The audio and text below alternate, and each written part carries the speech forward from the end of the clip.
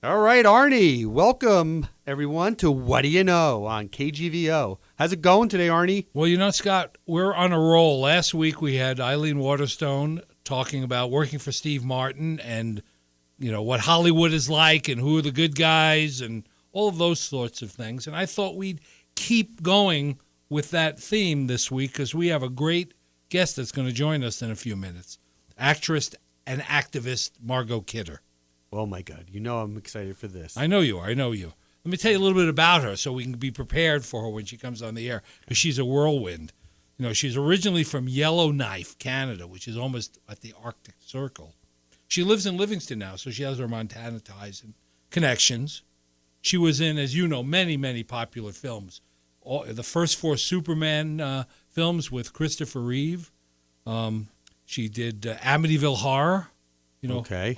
So she has a Long Island connection, Well, she won an Emmy last year for being for children's programming in R.L. Stine's The Haunting Hour.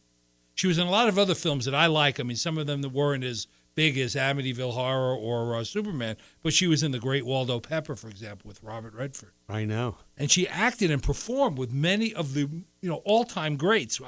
I started looking at a list, from the movies. She was with Christopher Reeves and Gene Wilder and Gene Hackman and Burt Lancaster and Rod Steiger, Richard Pryor, Susan Sarandon, Robert Redford, Marlon Brando. I mean, she acted with some of the greats across several generations. She's also got other interesting chapters to her life. She had a much publicized incident in 1996, which I think stemmed from her bipolar issues. Sure. And now she really is mostly a mental health and environmental and political activist. So we got somebody on here that has a lot of things to talk about. We're going to get to her in a few minutes. As a kid growing up, I was pretty much a movie kid. I was a movie buff. What was your theater? What was your favorite theater in your neighborhood? Well, actually, I went to the Valencia Theater in Jamaica a lot. I had to take 2 buses to get there when I was living in... From the Bronx to Jamaica? No, it was in Queens. It was in Queens? I was living in Queens. I was living in Glen Oaks at the time. Okay. But my dad, growing up, worked for Universal Pictures for 10 years. Right. And my great-uncle George Sherman, was a movie director, directed 70 feature films. And, really? Yeah, and he had a very interesting life, and at some point we can talk about Uncle George and his story. But from the time I was born, I was immersed in films. Were you a movie buff growing up as a kid? Oh, yeah, absolutely. Metuchen, New Jersey, we had one theater, and that's where we saw everything. Was there a movie that particularly had an effect on you or scared you or made you cry when you were growing up? Was there a formative movie? I've got 2. Yeah. Two oh, my movies. God, I got 3 movies. 3 movies, okay. Okay, Sleeper, Woody Allen's Sleeper. I think it was 19... That made you cry? No, it made me laugh. Right, of course. Made me laugh. That was my exposure to comedy. Right. My exposure... The Orb. Give me the Orb. That was great. I was 7 years old. I think it was 1973. Right, it's a great movie. Okay, horror was The Shining. Yes. Stanley Kubrick. Yes. And was that Stephen King? Johnny. Oh, my God. And Scatman Crothers. Right. So that's horror. What's great about that was Kubrick's movie. He did it. Most horror movies were always dark and dingy. He did it all in white. It was all bright and white and still scared the heck out of you. The bejeez out. Yeah. Right. And then there was a movie that my parents took. I can't believe they took me to see this in Princeton, New Jersey in the early 70s. Fellini's Amicord. Oh, wow. Yeah, that was an interesting Do you remember that? Oh, of course. Look that up, everybody. Yes, it was a great movie. For me, there were a couple of them. In terms of scary movies, I'll tell you about one in a minute that really was sort of a funny story. But the first scene in Jaws. Oh, yeah. When I was sitting in a big dark movie theater and seeing the girl shuddering and as she that was scary. The probably more scary, more real life was Saving Private Ryan in the first 10 minutes of that. My uncle, who was at Guadalcanal, we talked to him on one of our earlier shows. Right. He couldn't watch that movie. He had to walk out of the theater because it was so realistic and brought back so many, visceral memories of actually landing. And, he didn't land at D-Day, but he landed at Guadalcanal, and that movie was very realistic. But as a kid growing up, I told you my dad worked for Universal, and he used to bring home as a luxury for neighbors and friends a 32 millimeter projector, or 35, whatever was. What years are we talking about? We're talking this in the 50s and early 60s when I was a little kid, and he would screen theatrical releases at home. And I'll never forget one time when I was about 8 years old or younger.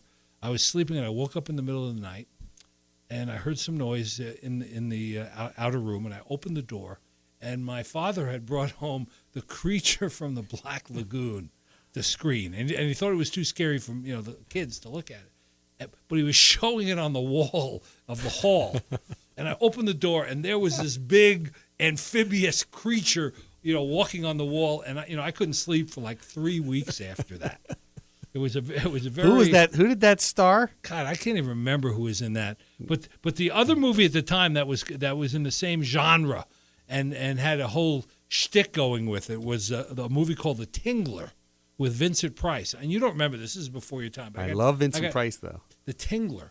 It was set up to be about this creature that attaches itself to your spine. Okay. And the only way you could stop it from to release it was to stop screaming. And their shtick was, I think this was a William Castle film who did all these kind of grade B or grade C movies. They put these devices into chairs in some of the movie theaters where they were screened. They were old World War II propeller motors or heater motors. They put them in the seats in the movie theater. And when you went to see this movie, at one point in the movie, the Tingler actually is crawling across the movie screen, in the film. Sure. And then the film ends, the screen goes dark, and the lights come on in the theater, and Vincent Price's voice is on the screen saying, don't be alarmed, don't be afraid, but the Tingler is loose in the theater. And then they turn the projection booth would turn these vibrators on in the seats.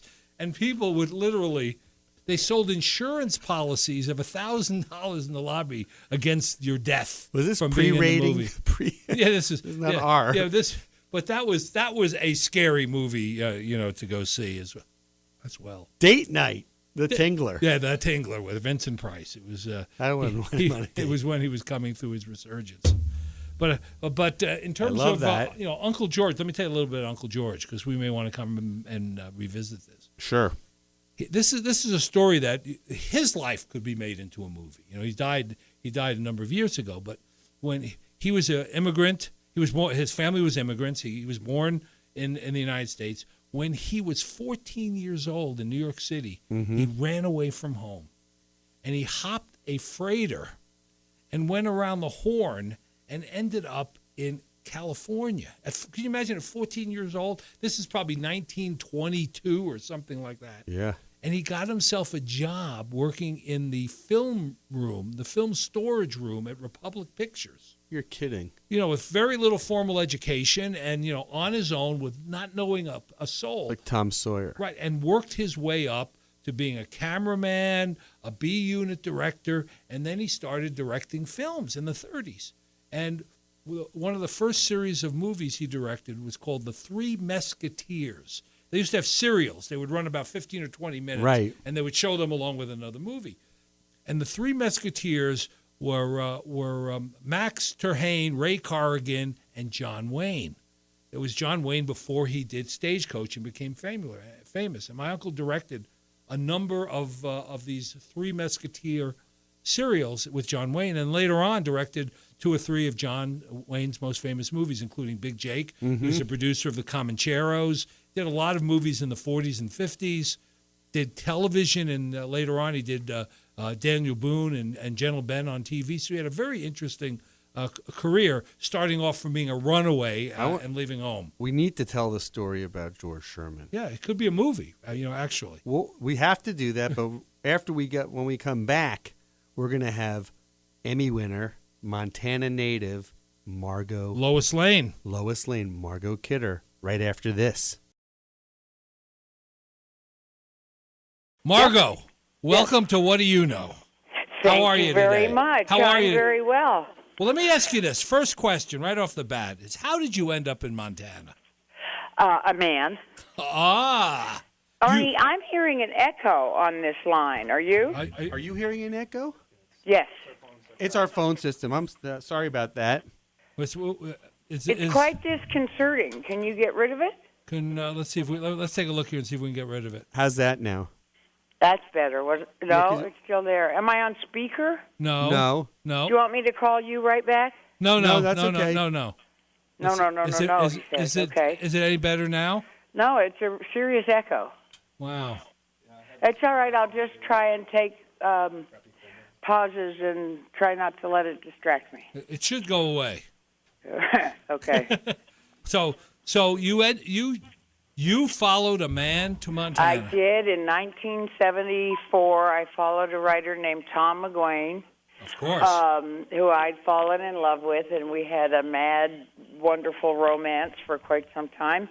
And then I followed him up here, and much to my shock was expected to turn into the little good Montana ranch wifey. Now you have to hold on for 1 sec because my dog is caught in the front door. It'll take a second. Hang on. Well, hang on. Jack, what did you do?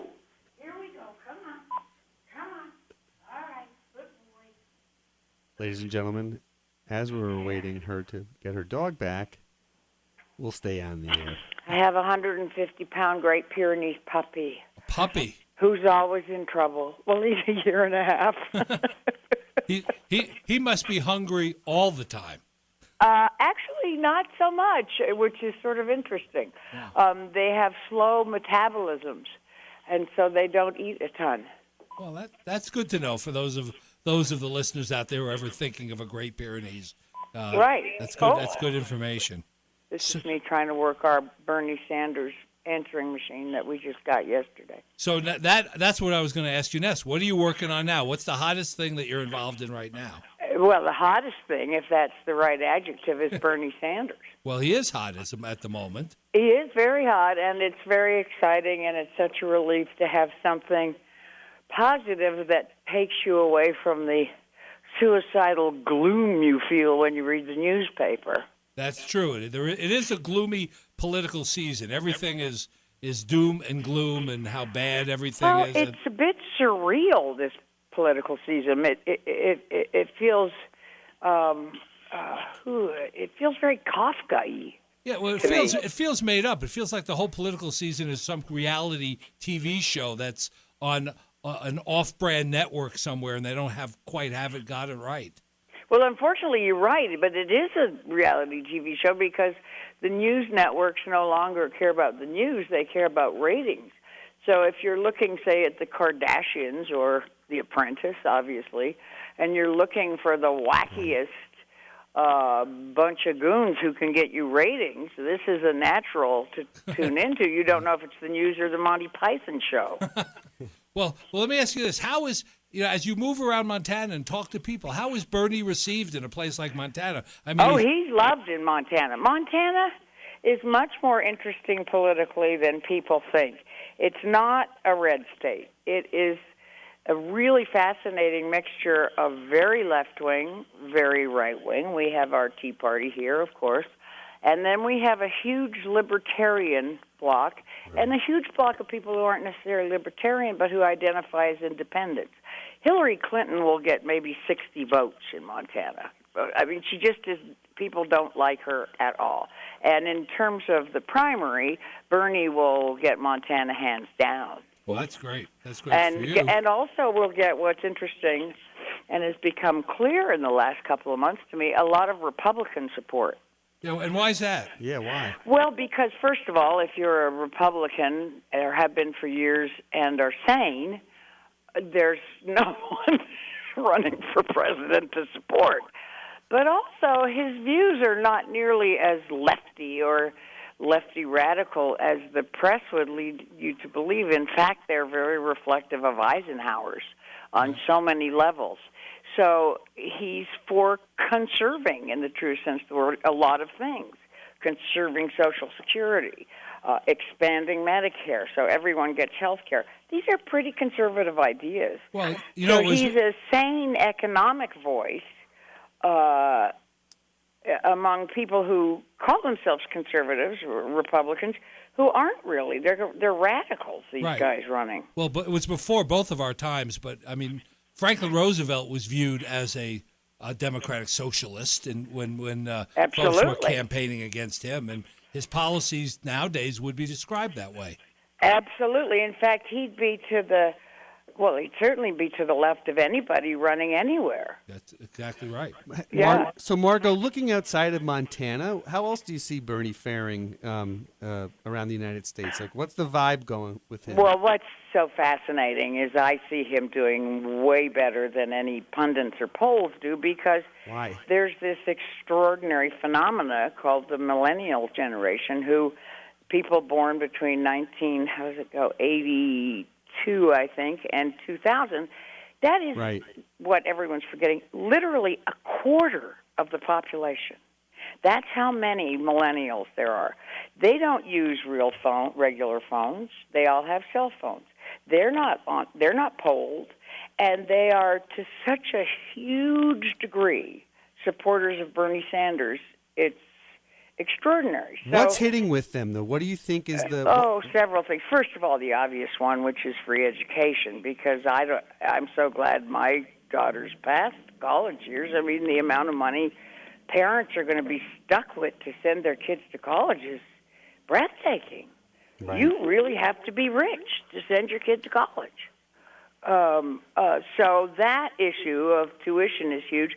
But the big one that people tend to forget is the consequences of climate change are going to hit when these kids reach full maturity and want to start families, and they're hyper aware of the realities of climate change, and that you can't turn back the clock on it. And the issue now is not to end climate change. It's too late to do that, but to ameliorate the symptoms of it, the rising seas, the droughts, the forest fires. So how do you fix those or make those manageable? How do you adapt to climate change? So all the kids I've talked to, including my granddaughter, for heaven's sakes, are going, well, you guys screwed it up. It's too late to fix it.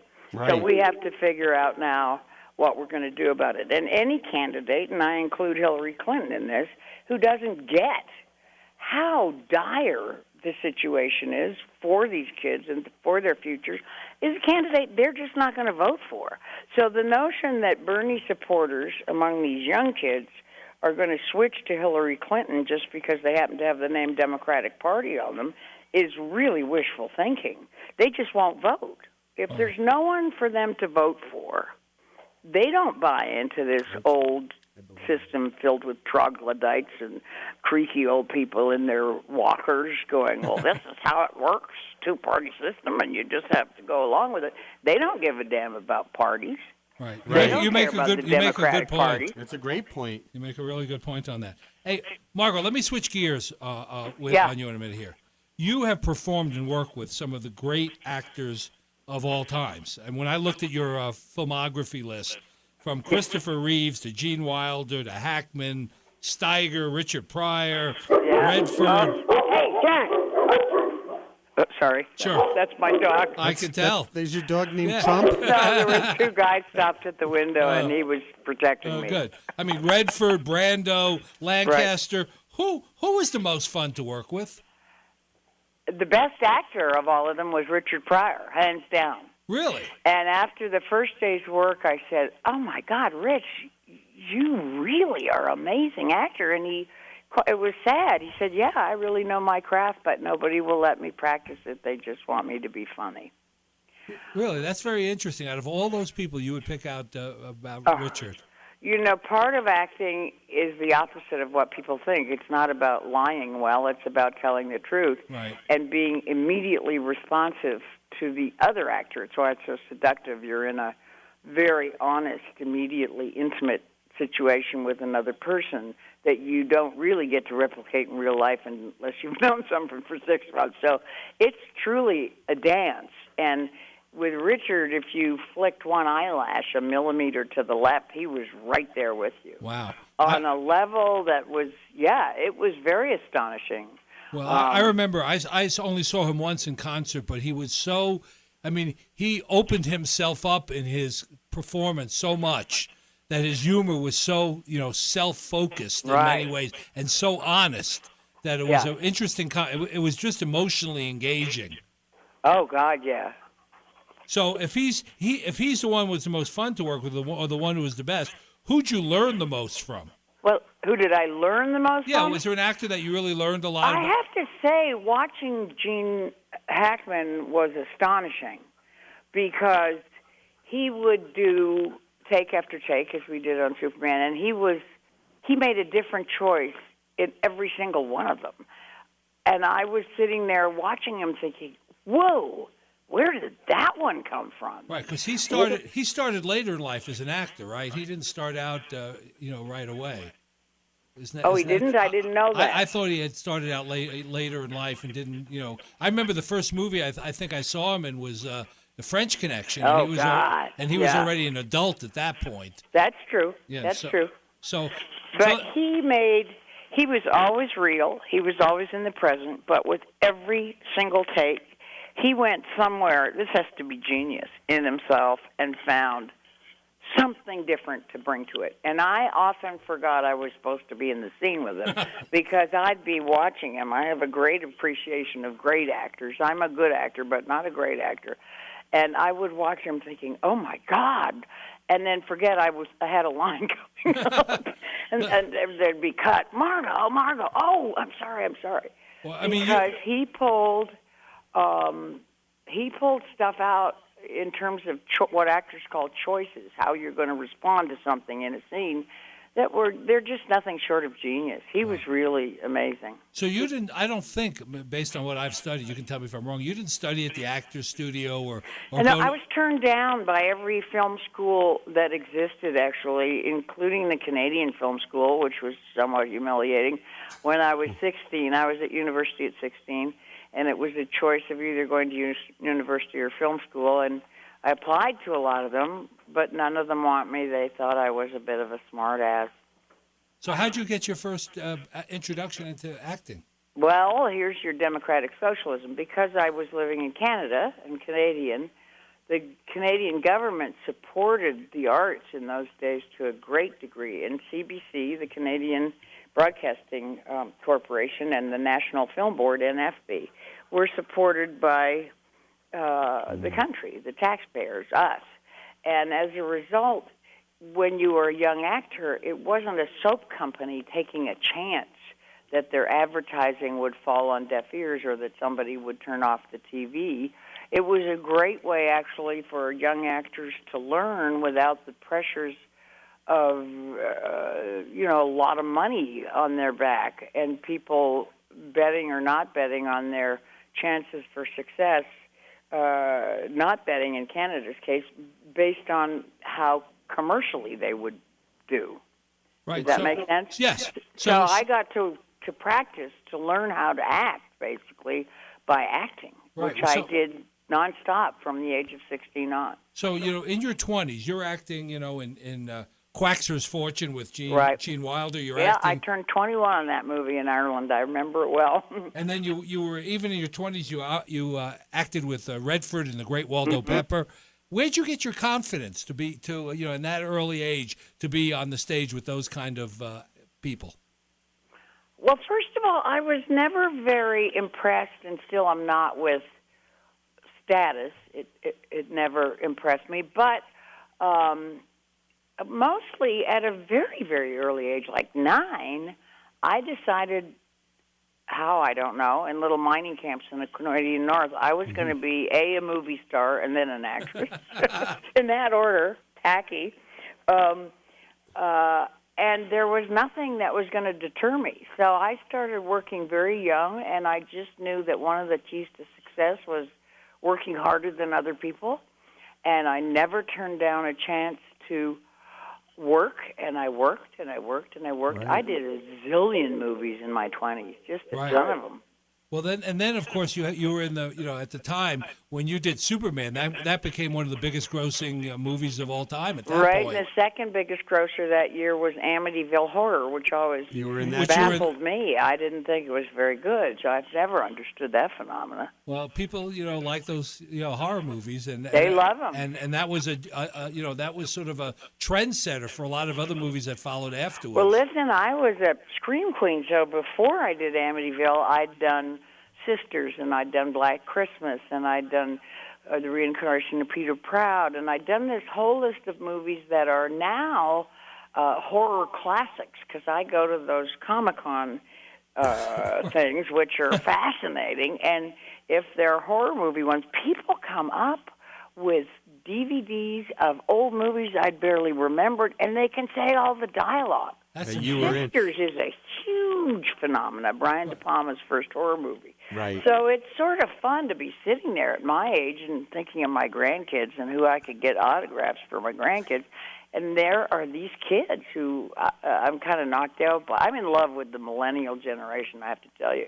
And these kids coming up with these old movies of mine. And So it's not just Lois Lane. They remember all of these things. Oh, actually, I think I'm more known with a certain kind of kid as an aging scream queen than as Lois Lane. Those are two different kinds of kids. Can you tell us a little bit about the phenomenon of Superman, though? Because that's the breakthrough, right? In so many ways. Oh, yeah. Tell us a little bit about how that started, and any thoughts or remembrances about Christopher Reeve. Well, it was Chris's first movie, and I'd done 10. Wow. So he was very arrogant about how things would be done, and I was, 3 or 4 years older than him, which in your 20s is centuries. Right.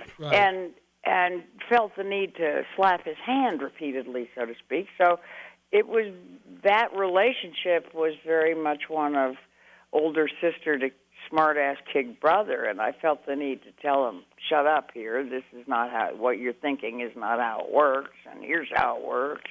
And so it was, our relationship was skewered by the psychological reality of the lives we were living at the time. Sure. So my remembrances of Chris are of, certainly on the first movie, he evolved. He's one of the only people I know who got better as he got famous. From a kid who needed to shut up and learn a few things to someone who really kind of grew into himself. So last year, I mean, you've had a long career, and last year you perform in R.L. Stein's The Haunting Hour, and you get an Emmy Award. How did that make you feel? Well, I was thrilled. It was a delicious part, and when you're older, certainly as a female, you say yes to everything, as Carrie Fisher says, because you don't get offered a hell of a lot. But the parts you do get offered are often much more interesting than the ones you get as a hot young babe. As a hot young babe, you get the ingenue, or the girl who in those days would go, "Watch out, Arnie," or you were literally there to support the male lead for the most part. That's why I think Superman was a bit different. And so the parts you get as an older woman are interesting, and I got to do comedy, which I love. I got to be someone who started out as a delightful old Mary Poppins type of character, and it became clear as the script went on I was a hideous, murderous, nasty devil in disguise as a nanny. So that was kind of fun. Right. Was there somebody in the industry who, when you were, going after roles, or when people were, screening you and putting you through things, was there somebody that you were always up against, like Karen Allen or somebody like that when they were considering you, they were always considering somebody else? Well, we were all actresses my age were up against Meryl Streep, always. Oh, wow. And she got everything. So we came to call her just Meryl Streep. Who got the part? Meryl Streep. She just was so good that that none of us seemed to be able to help it. If she turned it down, the rest of us had a chance. Right. That was kind of the rule in those days. Right. So is there, you have any regrets? Is there a part you passed up? Is there something you didn't do? Yeah, but it's really not kosher to say that, especially seeing as the woman who took it either got an Oscar or got an Oscar nomination. I can't remember. Right. Yeah, there's one I deeply regret. Well, that's. Can we go? Yeah, well, I'm curious to know. I want to go back to politics for a second because I want to know when you became a naturalized citizen in 2005, but as a Canadian citizen, were you as politically active as you are here in the States? very much so. But I left Canada when I was very young. I came here when I was 18. Okay. So my political activism on both sides of the border began in about 1980, seriously, in the sense that the nuclear freeze campaign was on the California ballot as a proposition that, you know, the United States not use first use of nuclear weapons, that America would only use them in retaliation. And it was a huge campaign, and I met a lot of really wonderful people working on it. At the time, I was young and idealistic, and it seemed to me an extension of my role as a parent. Interesting. Yeah, so you've also been an activist around environmental issues and mental health issues. You obviously, I mean, it would be remiss not to, mention the fact that you had a well-publicized 1996, well-publicized doesn't begin to cover it. Yeah, I was lying in a loony bin in L.A. when they caught me and locked me up watching reports of myself on television. If that doesn't drive you around the bend, nothing will. And what did you, what would you share with people that they don't know about dealing with someone who, you haven't had an episode for many, many years, as I understand, but what don't people know about relating to someone who has that problem? Well, I think there's a lot. What happens to families with a family member who's, whether you call it bipolar, I like manic depressive better, I think it's more expressive, or schizophrenic or any of those things, is that the medical industry, the mental health industry, and it is an industry pretty much entirely run by the pharmaceutical companies, does not know best.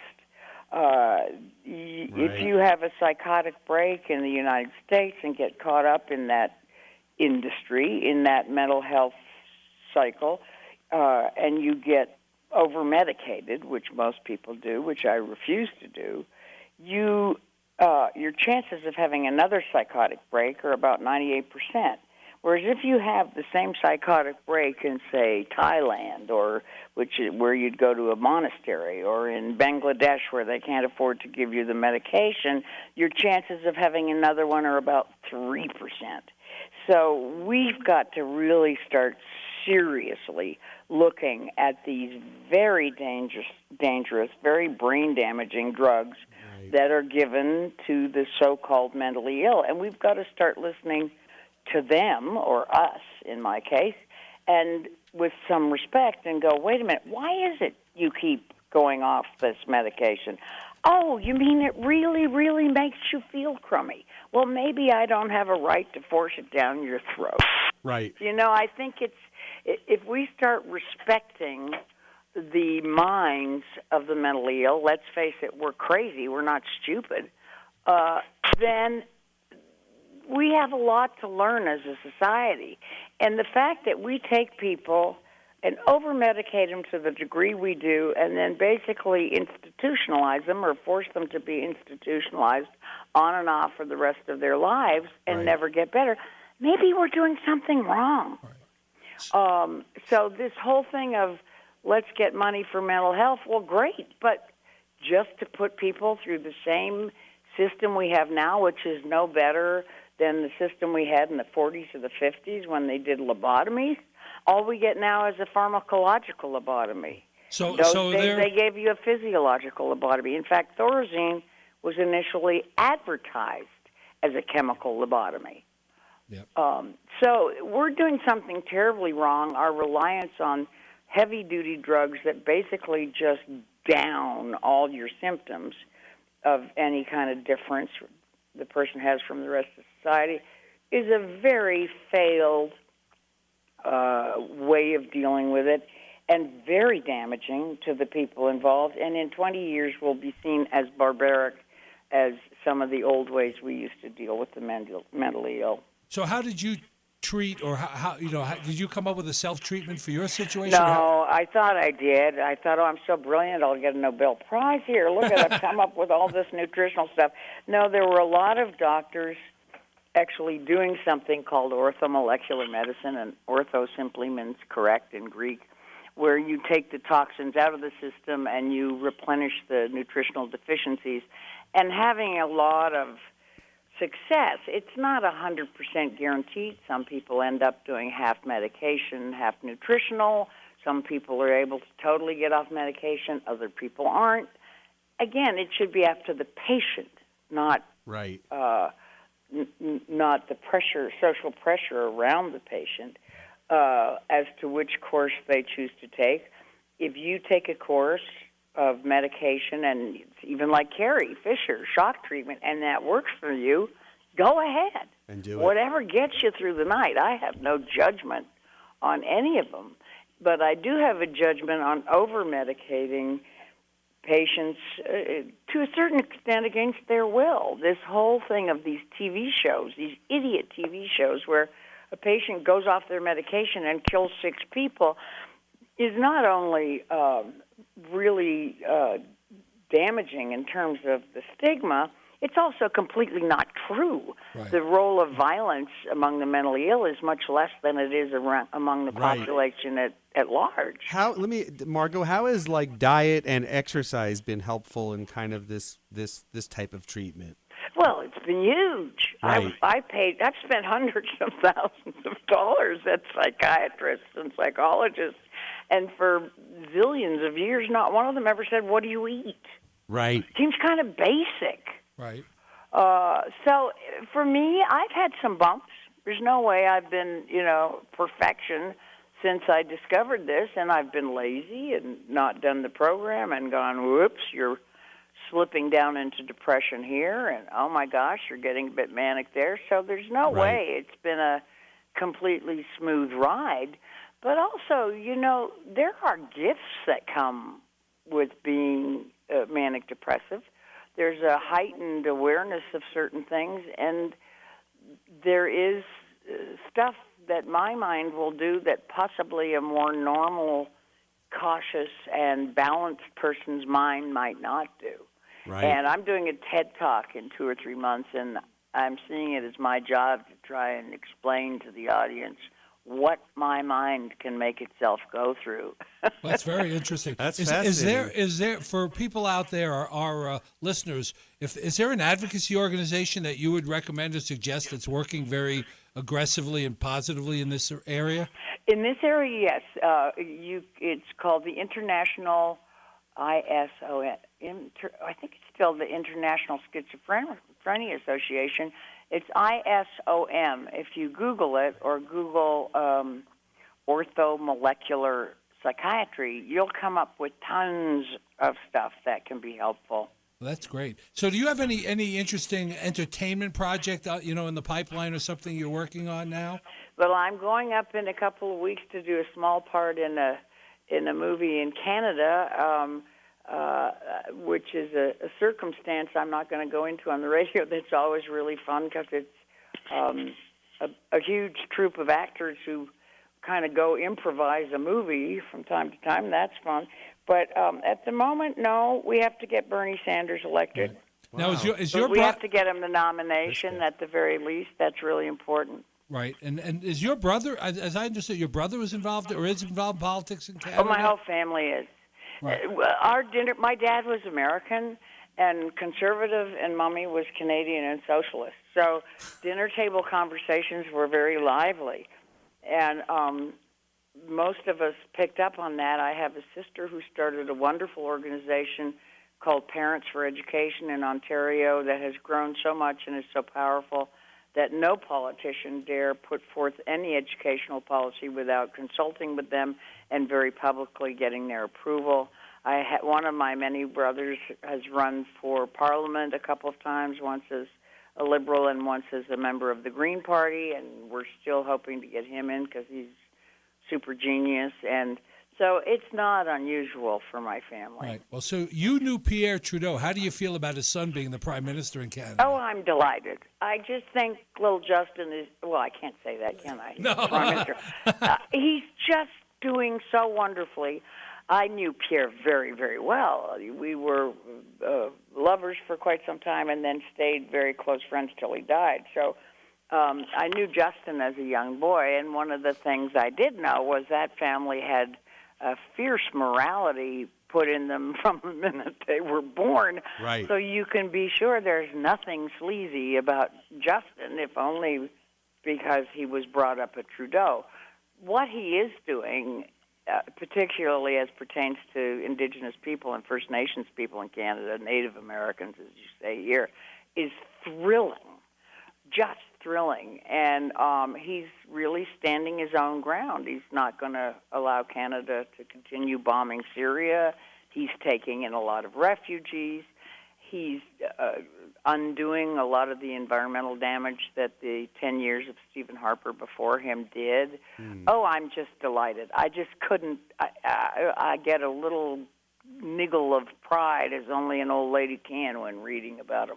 I just am thrilled. Well, that's great. When I saw him campaigning, his honesty, and it was so refreshing, and his directness.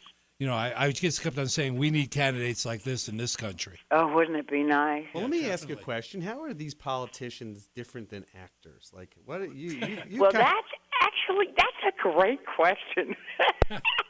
When I was going out with Willie Brown, I remember one of the first things he said to me was that some fundraiser in L.A. for something? I can't remember what. And he went, baby, we're in the same business, show business. Well, Willie certainly was, for sure. He was great. Well, his wardrobe and his behavior was very Hollywood, Oh my God, and his suits. I mean, his clothing was unbelievable. I would look in his closets. It's perfectly coordinated closets with the suits going from dead dark all the way shades of gray up, perfectly lined up in the closet. Yeah, he was. But he was right, because you have to please X amount of people. It's a shame the job is no longer seen as a calling, which it used to be seen as. It was a very important and decent thing to be called to, and by those who believe in God, by whatever. But it was seen as a position from which you did good, you gave of yourself to your society. Well, when we were growing up, when we were younger, Margot and I are about the same age, there were people who were statesmen and stateswomen. Whether you agreed with their political bent or not, they spent a lot of time thinking about, writing about, lecturing, talking about, policy and government and good government. You don't hear that debate going on anymore. It's all sound bites and all, throwing red meat to some perceived subgroup of the electorate. Exactly. And don't you ask yourself, like, that first Republican debate was mesmerizing. It was the most surreal 2 hours of bizarre television entertainment I'd ever seen. But I kept thinking, do they actually believe what they're saying? Or have they just polled for numbers on this kind of wacky position on something, like building a wall or throwing all this? Exactly. Right. What informed their choices? I mean, regardless of your political persuasion, I remember as a kid listening to William F. Buckley, who was probably one of the most conservative, but he was very interesting and enlightening and educated. And educated. He was very educated and aware. Yeah, and you don't hear that anymore. I mean, no. So what was the tipping point where it went? Was it Ronald Reagan kind of the tipping point of where it went into this? Well, if you remember when Ronald Reagan was president, about half of us thought he was the stupidest dolt ever to hold the office, and I think it surprised a lot of California when he got in. But I think it was TV, actually. I think it's the phenomena of, this is going to sound really crazy, rock videos, where your attention span between cuts was half a second or a second, so that people's attention spans got cut down and then used to, as you call them, sound bites. Oh, if I can sum it up in one sentence, then I've got it. Well, I think it also is the attraction of celebrity. I mean, John Kennedy kind of launched the celebrity, good-looking, charismatic leader. You know, Ronald Reagan, you know, Arnold Schwarzenegger, and others, you know, have but carried. Then we also had Nixon. He was hardly. I know. Well, he wasn't. Well, there's always exceptions. But I think that's right, because they say that modern-day politics changed forever when the Nixon-Kennedy debate was televised. Right. And those that heard it on the radio thought Nixon won. Right. Those that watched it on TV. Oh, I didn't know that. Yes. That's interesting. Yeah. They thought Kennedy won because of his looks and he had, you know, cinematic looks. Well, and it's also the ability to work the media. I'll never forget, you know, when Bill Clinton ran the first time and they did the town hall and he took the microphone and walked out and started interviewing people like he was a talk show host. That was a defining moment. Point, right. It was a tipping point. Yep. No, I really do think it was that, and I guess the celebrity phenomena that came out as a result of that, but the vapidness, as you say, the lack of depth of thought, the lack of philosophy or of debating of real issues. Well, it's clear. Extraordinary. Well, it's clear in Trump's case. He has no, deep thinking. There's no deep thoughts there. It's what you see is what you get. Sadly. There's no filter between his brain and his mouth when he's talking about these issues. He thinks he's on the stage at doing his talk show. Well, let me ask you a question. The reason I ask the actor politician question is if Bernie Sanders was an actor, who would he be? He does break. I don't know. He breaks all the molds. He wouldn't be a star. Right. That is what is fascinating about him. He'd be Larry David. No, he wouldn't. Larry David is a star. David. Yeah. Oh, my God, he makes me laugh so hard. He wouldn't be Larry David. He'd be a sweet, gentle supporting actor. What's fascinating about his campaign, in a year or an election cycle like I've never seen before, I've never seen anything this nuts. Well, none of us have. Is that it really is his ideas that are taking hold. Certainly with these kids. I mean, even here in Livingston, Montana, the people who work hardest, these kids come in. It's thrilling to, as an old boomer and a make love not war person, which was fun, let's face it, but not very useful politically, watching these very savvy kids come in, and they care about what he has to say. That's what they care about, and it's really exciting. Is he going to come to Montana? Well, he won't. We have our primaries, one of the last primaries, and we have one electoral vote. So at the moment, what we're doing in support of Sanders is we're making calls to Iowa, to Nevada, and to South Carolina. Right, where they need the help. And New Hampshire, it looks like we've won New Hampshire, so they're not pushing that one as hard, but we are making calls from here to Iowa. It's really fascinating who you get on the phone. So I wouldn't be I wouldn't be wrong in saying that you wear the Baghdad Betty badge of honor with great pride, right? I do. I do. Because I remember that. Was an old one. Wow, that's a blast from the past. Well, I mean, that I remember. That was actually scary when it happened because I had a couple of death threats. Well, I can imagine opposing the war. When the administration was throwing red meat to everybody on, needing to invade and what was going on in the Gulf and all of that, and to be Jane Fonda felt the brunt of that, in an earlier war, and you got some of the brunt of it during that war, but you happened to be on the right side of it. I was in retrospect, but at the time I was really surprised at the personal rage people felt. And that is a very specific phenomenon, the kind of patriotism Americans have as opposed to the more muted kind experienced in other countries. And some of that's manifest destiny is very odd to people in other countries where you can't say anything that could be construed as anti-American, even though what you're saying is not anti-American, it's anti a certain policy. Right. Well, you know what, Margot, you have been a delightful guest. Fantastic. Well, thank you. On our program. We really appreciate it. And if you're ever up this way in Missoula, please come and see us, and let's do this live. Oh, you guys are in Missoula. Arnie, you sound like you're from New York. Well, I'm in the witness protection program. That's what I'm doing here. But, I figured we got a lot of that in Montana. Well, thank you again. Thank you. We'd love to have you on again. Okay, great to talk to you. Thanks. All right, be I well. have to clean up after my dog. Lay all the coffee cups. Okay. Take care, Margot. Bye, Bye-bye. Margot. Okay, you're listening to What Do You Know with Scott and Arnie. Margot Kidder, great guest. We'll see you again next week here on KGVO.